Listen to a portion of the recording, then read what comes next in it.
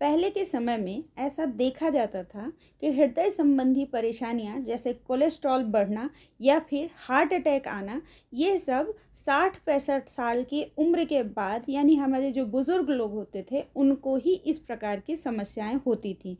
परंतु आज के समय में हमारी जो यंग युवा पीढ़ी है, जो अभी 20-25 साल के हैं, जो काफ़ी फिजिकली एक्टिव हैं, यंग हैं, उनको भी हृदय संबंधी परेशानियां जैसे हार्ट अटैक या फिर कोलेस्ट्रॉल बढ़ना ये होने लगा है। प्रणाम Yogesh, welcome back to my channel. आज हम बात करेंगे कोलेस्ट्रॉल की।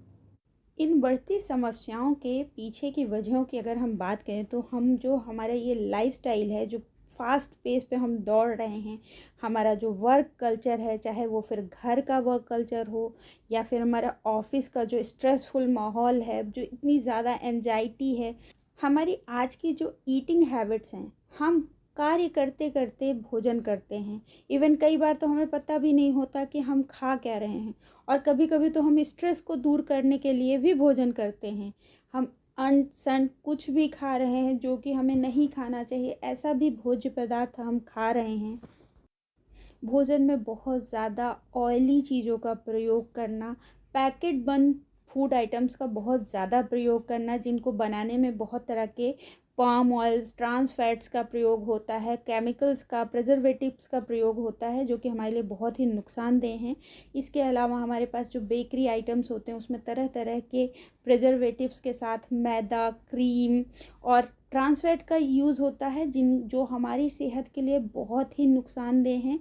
इनका प्रयोग हमें बिल्कुल नहीं करना चाहिए। इसके अलावा हमारी आज जो बाहर के खाने पर निर्भरता है वो बढ़ती जा रही है। हम अपने आप को सेटिस्फाइड करने के लिए कुछ अच्छा खाने के चक्कर में जंक फूड खा रहे हैं, जिसकी वजह से हमारा मोटापा दिन ब दिन बहुत ज़्यादा बढ़ता जा रहा है, और यह भी हृदय संबंधी जो हमारी परेशानियां हैं उनको बढ़ाने का एक प्रमुख कारण है।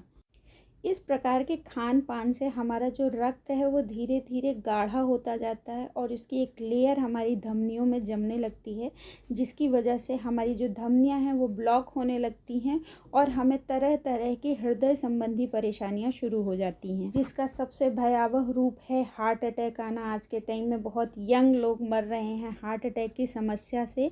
तो इसे कैसे जाने कि हमारा हृदय स्वस्थ है या फिर हमें किसी प्रकार की परेशानी हो रही है?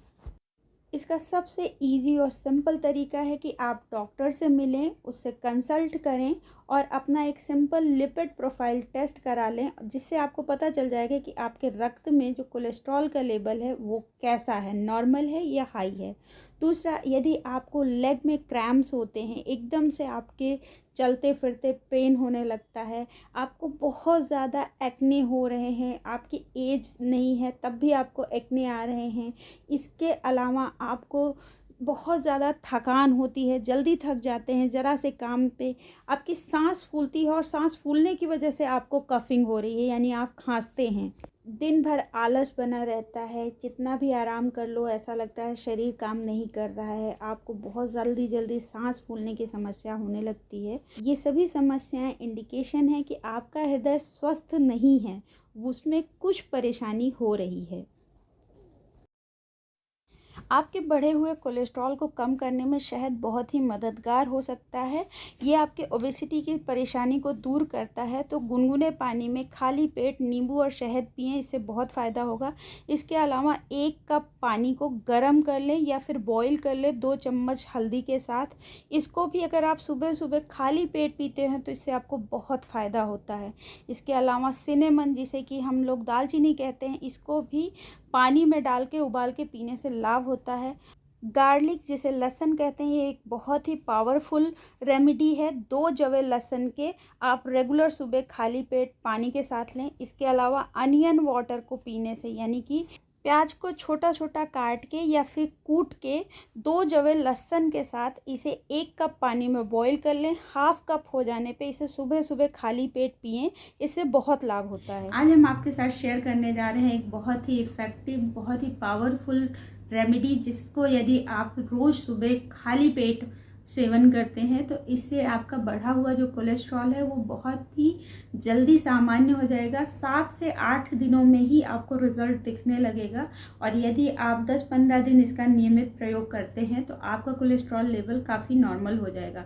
लेकिन अगर किसी को बहुत ज़्यादा हाई बीपी की प्रॉब्लम है तो वो ये काढ़ा प्रयोग ना करे। और यदि आप इस काढ़े का प्रयोग करना चाहते हैं, इस रेमेडी का प्रयोग करना चाहते हैं, तो अपने आसपास के कोई आयुर्वेदिक चिकित्सक परामर्श ले लें और उसके बाद आप ये काढ़ा प्रयोग कर सकते हैं। क्योंकि ऐसा नहीं है कि आपको ये काढ़ा प्रयोग नहीं करना चाहिए, बट किसी चिकित्सक के देखरेख में ही आपको इस प्रकार का काढ़ा लेना चाहिए। यदि आपका हाई बीपी है तो आपको बीपी की समस्या नहीं है, हाई बीपी नहीं है, तो आप आराम से इस काढ़े को ले सकते हैं, बना सकते हैं और पी सकते हैं। इससे आपको बहुत ही लाभ होंगे। तो आइए देखते हैं कि इस काढ़े को कैसे बनाना है। तो इसके लिए सबसे पहले आप अर्जुन की छाल ले लें। इस तरीके से ये अर्जुन की छाल आपको बहुत आसानी से आपके आसपास पेड़ भी इसका मिल सकता है और पंसारी शॉप पे तो ये आपको बहुत ही आसानी से मिल जाती है। तो वहाँ से आप इस तरीके की छाल ले सकते हैं। और यदि आपको छाल, अर्जुन की छाल आसानी से नहीं मिलती है तो आप इस तरीके से अर्जुन का चूर्ण भी आता है, तो आप अर्जुन का चूर्ण ले सकते हैं। और आप दालचीनी ले लीजिए, छोटा सा एक टुकड़ा। इसके अलावा आप शंखपुष्पी चूर्ण ले लीजिए। शंखपुष्पी का जो पैकेट था वो मैंने खाली कर दिया था इस बॉटल में, तो आप शंखपुष्पी पाउडर ले लीजिए। अब एक पतीले में 1 कप पानी डालें।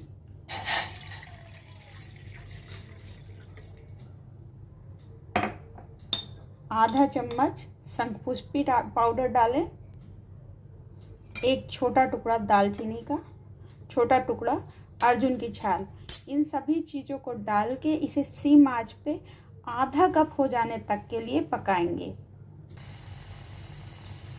बहुत ही सिम आंच पर इसे पकाना है। अब हाफ कप इसे छान लें। इसमें आप चाहें तो शहद भी ऐड कर सकते हैं या फिर आप इसे ऐसे भी खाली पेट सुबह सुबह पिएं। इससे आपका बढ़ा हुआ कोलेस्ट्रॉल है वो 6-7 दिन में ही धीरे धीरे सामान्य होना शुरू हो जाएगा। कपालभाति एक शुद्धि क्रिया है जिसके द्वारा हमारे शरीर में जितनी भी नस नाड़ियां हैं वो सभी खुल जाती हैं, क्लीन हो जाती है। तो यदि आपका कोलेस्ट्रॉल बहुत बड़ा है, आपका खून बहुत गाढ़ा हो गया है, तो भी यदि आप नियमित तौर पर कपालभाति का 15 मिनट तक अभ्यास करते हैं, इससे जो भी आपका कोलेस्ट्रॉल बढ़ा है उसे कंट्रोल करने में बहुत ही सहायता मिलेगी। कपालभाति का अभ्यास कैसे करें, इस पर हमने ऑलरेडी एक बहुत अच्छा और डिटेल्ड वीडियो बना रखा है। उसका लिंक मैं आपको डिस्क्रिप्शन में दे दूंगी। तो आप नियमित तौर पर 10 से 15 मिनट के लिए कपालभाति क्रिया का प्रैक्टिस करें। यदि आपका कोलेस्ट्रॉल बहुत ज़्यादा बढ़ गया है तो ये नॉर्मल सामान्य अवस्था में आ जाएगा। इसके अलावा मॉर्निंग में वॉक करना बहुत ज़रूरी है। आप सुबह 10 से 15 मिनट नॉर्मल खुली फ्रेश हवा में वॉक करने जाएं तो इससे आपके ओवरऑल हेल्थ बेनिफिट्स होंगे। साथ ही साथ आपके जो कोलेस्ट्रॉल का जो लेवल है वो भी कम हो जाएगा। यदि आप अनुलोम विलोम का रेगुलर प्रैक्टिस करते हैं तो इससे आपका जो स्ट्रेस लेवल है आपका मैनेज होगा और इसकी वजह से भी आपको कोलेस्ट्रॉल को कम करने में मदद मिलेगी। तो ये कुछ छोटे छोटे से योगा अभ्यास हैं जैसे कपालभाति, अनुलोम विलोम प्राणायाम, भ्रामरी प्राणायाम। ये आपके स्ट्रेस को कम करते हैं, आपकी बॉडी को क्लीन करते हैं। इसकी वजह से भी आपको कोलेस्ट्रॉल की जो समस्या हो रही है, जो ब्लड बहुत गाढ़ा हो गया है, वो सामान्य करने में बहुत मदद मिलेगी। आई होप आपको आज का हमारा यह वीडियो बहुत पसंद आया होगा। यदि आपको यह इन्फॉर्मेशन अच्छी लगी हो तो इसे अपने फ्रेंड्स और फैमिली के साथ भी इसे शेयर कर सकते हैं। आपसे मिलते हैं अपने अगले वीडियो में, तब तक के लिए नमस्कार।